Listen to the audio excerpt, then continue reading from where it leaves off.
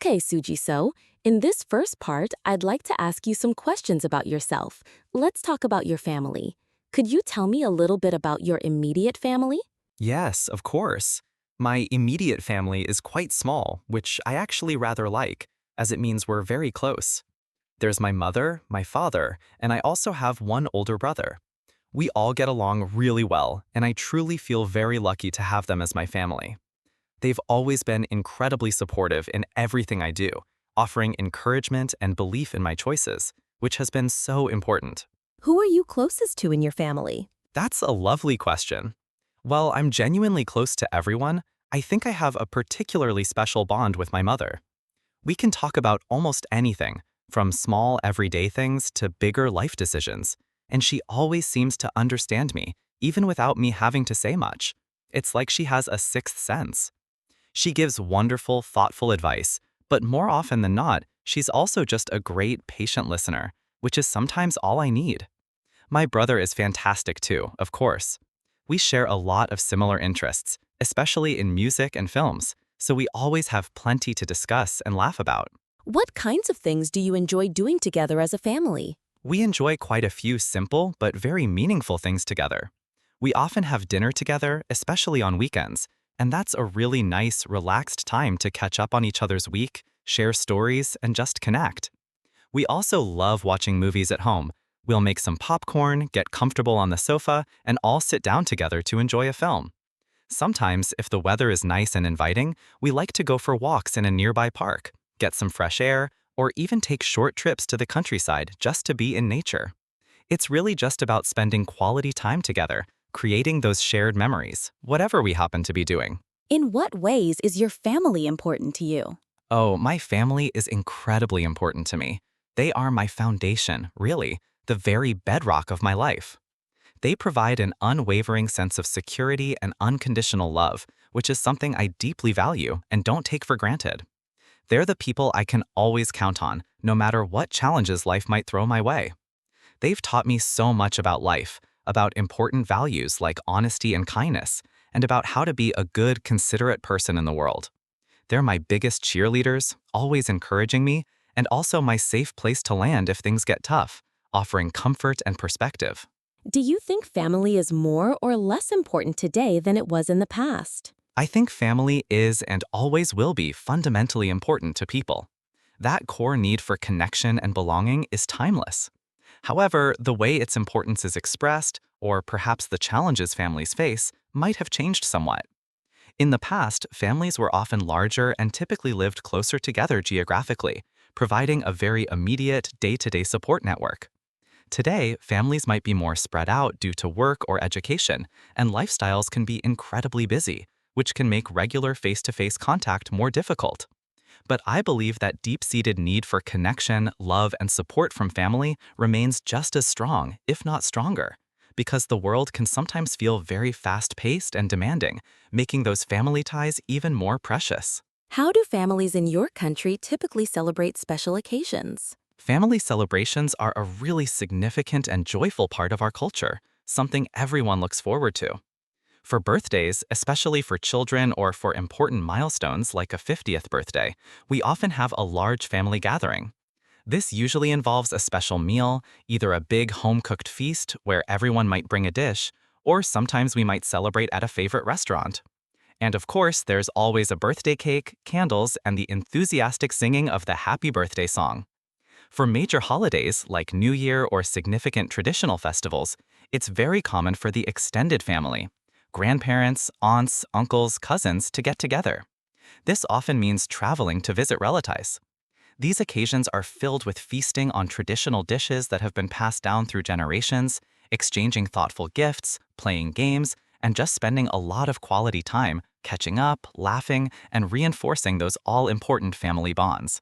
It's usually a lively, warm, and often quite wonderfully noisy atmosphere. Part 2, Individual Long Turn. All right, now I'm going to give you a topic and I'd like you to talk about it for 1 to 2 minutes. Before you talk, you'll have 1 minute to think about what you're going to say. You can make some notes if you wish. Do you understand? Yes, I understand perfectly. Here's your card and here's some paper and a pencil. Do you have a card? And here's some paper and a pencil. Here's your card, and here's some paper and a pencil. All right, now I'm going to give you a topic, and I'd like you to talk about it for 1 to 2 minutes. Before you talk, you'll have 1 minute to think about what you're going to say. You can make some notes if you wish. Do you understand? Yes, I understand perfectly. Here's your card, and here's some paper and a pencil. Okay, remember you have 1 to 2 minutes for this, so don't worry if I stop you. I'll tell you when the time is up. Okay, so the family member I truly admire and who has left an indelible mark on my life is my grandfather, my mother's father. He's not with us anymore, sadly, but his influence on my life and the way I see the world is still very strong and present every day.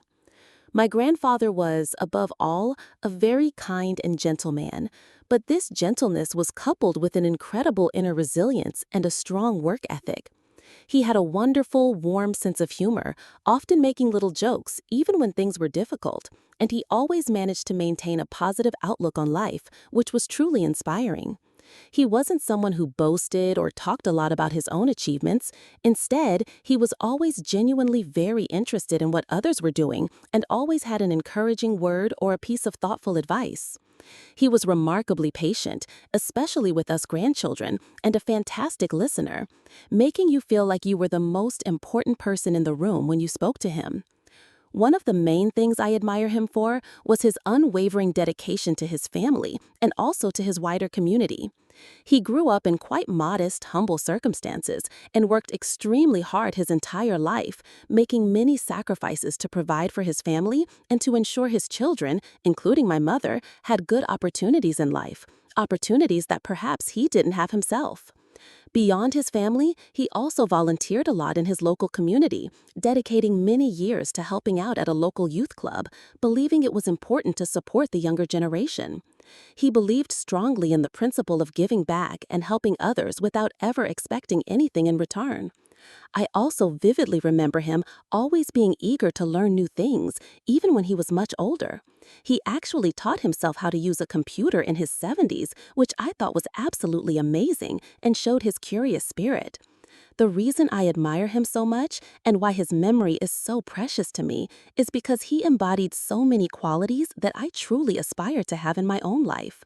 His profound kindness, his quiet but formidable strength, his genuine selflessness, and his consistently positive attitude, even when facing adversity or illness, were truly inspiring.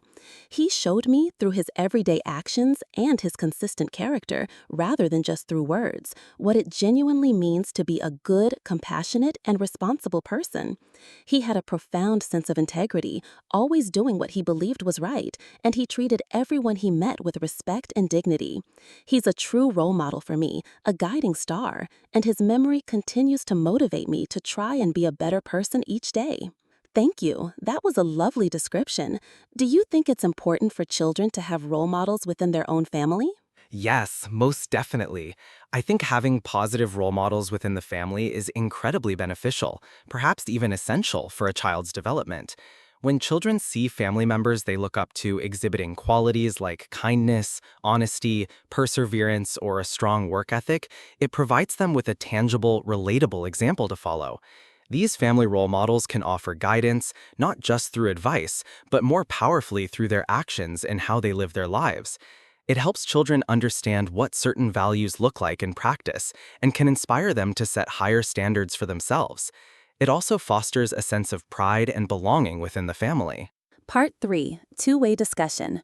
We've been talking about a family member you admire. Now I'd like to ask you some more general questions related to family. What do you think is the role of grandparents in a family today? I think grandparents play a wonderfully unique and increasingly important role in many families today. They are often a vital bridge to the family's history, culture, and traditions, sharing stories and experiences that connect generations and give younger family members a sense of their roots. For grandchildren, they can be a source of unconditional love, incredible patience, and profound wisdom, sometimes offering a different, perhaps more objective, perspective than parents might. Many grandparents also provide invaluable practical support, such as helping with childcare, which can be a lifesaver for busy working parents, allowing them to balance their careers and family life more effectively. And beyond that, they can be great fun too, often having more free time and a different kind of energy to simply play, explore, and enjoy activities with their grandchildren, creating very special bonds. In your opinion, what are the benefits of growing up in a large extended family compared to a small nuclear family? Both structures certainly have their own distinct benefits and can offer wonderful childhoods, I believe.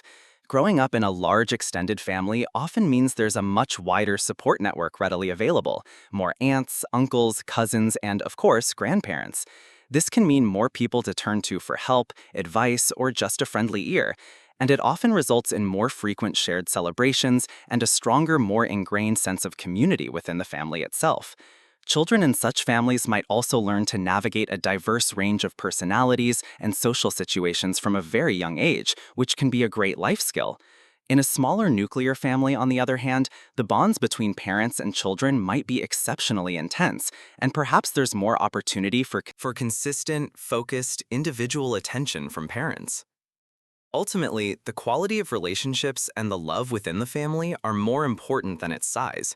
But each structure does offer different dynamics and learning experiences. Some people say that family ties are not as strong as they used to be. What are your thoughts on this? I can certainly understand why some people might feel that way, and there are aspects of modern life that could support that view. For instance, increased mobility for work or education often means families live much further apart than they might have in previous generations. Lifestyles are frequently much busier, with demanding careers and numerous commitments, which might leave less spontaneous time for traditional family gatherings. However, I also think that technology has provided powerful new ways for families to stay connected, even across vast distances. Through video calls, instant messaging, and social media platforms, families can share daily moments and maintain contact in ways that weren't possible before. So, while the way family ties are maintained and expressed might have evolved significantly, I'm not entirely convinced that the fundamental strength of those ties or the deep human need for family connection has necessarily weakened for everyone. It's perhaps more a case of adaptation. What kind of responsibilities do you think adult children have towards their elderly parents? I believe adult children have significant and deeply felt responsibilities towards their elderly parents. Responsibilities that are often rooted in love, respect, and a sense of gratitude for the care and sacrifices their parents made for them when they were young. This can take many forms, depending on the circumstances. It certainly includes providing consistent emotional support, being there for them, listening attentively, offering companionship to combat loneliness, and ensuring they feel valued and understood. It can also involve offering practical help, such as assisting with errands, managing healthcare appointments, navigating complex paperwork, or assisting with financial matters if needed. In many cultures, including mine, there's a strong expectation and often a genuine desire to ensure parents are comfortable, safe, and well cared for in their later years, whether that's in their own home with support or within a family setting. Ultimately, it's about honoring them, ensuring their dignity, and repaying some of the love and care they so generously gave. What are some of the common challenges that families face in modern society? Families today certainly navigate a complex landscape with a unique set of challenges, I think. One very common challenge is maintaining a healthy work-life balance. In many households, both parents work, often in demanding jobs with long hours, and this can make it incredibly difficult to find enough quality time to spend with their children or even with each other as a couple. This constant juggling act can lead to significant stress and a feeling of always being rushed. Another prominent challenge is the pervasive influence of technology and social media. While these tools offer many benefits in terms of connection and information, they can also create new forms of distance within families if everyone is constantly absorbed in their own screens. It can also expose children to online pressures or inappropriate content that parents find challenging to manage effectively. Furthermore, financial pressures are a persistent concern for many families. The rising cost of living, housing expenses, and the cost of education can place a considerable strain on family resources and well-being.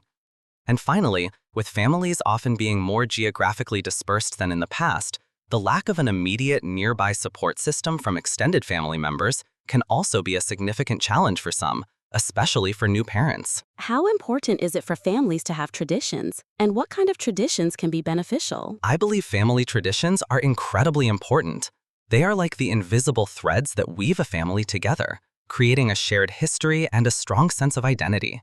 They provide a wonderful sense of belonging, continuity across generations, and deep comfort, especially in an ever-changing world. Traditions create lasting, cherished memories and give all family members, young and old, something special to look forward to and participate in. Beneficial traditions don't have to be grand or complicated. For instance, having a regular family meal together, even if it's just once a week without distractions, where everyone shares about their day, can be a powerful tradition.